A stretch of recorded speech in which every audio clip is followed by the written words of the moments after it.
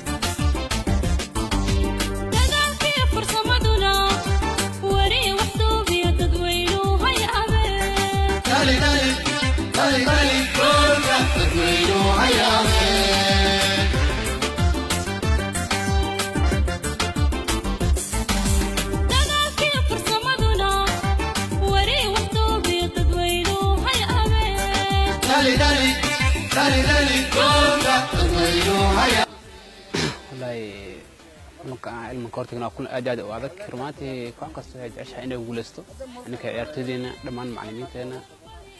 وجهد بن روس بعد تبر في عوض قادين ترند في أساس مني وما أنت كلهم كقميص تدويلا كران الله كوكس عيش عنا وجلسته أنا كان راح صوت لكل إنه وجلسنا ولو أجد وش حق إلهي والله وأنا واصل من نكر عرتدو عرتو اسمه وجران وجيع اسمه وجران قهذا وما أنت تلاقبس في عنا درت أنت بدل ما توصل على 200 تبر روس مني تلاقبس في قاعدة تو أجاد وش يعني waxaan rajeyna doollar inaan kun gaas kuulaysadana doollar ka noqdo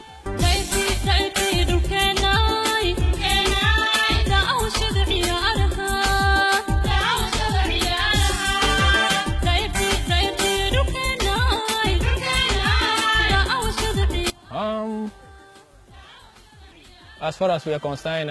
it's just like any other game. We are taking it one game after the other. Okay, for us it's not a do or die affair. It's just a normal game. The way we approach every other game, the same approach we are going to give this one. Okay, so that's just it. Even up till now, we're still on the registration processes, but we brought in 2 more Nigerians in the team. And already, we have our goalkeeper, who is also a Nigerian. So, and we have some new local players who join us from other local clubs here. So, I think maybe around 8 of them in total.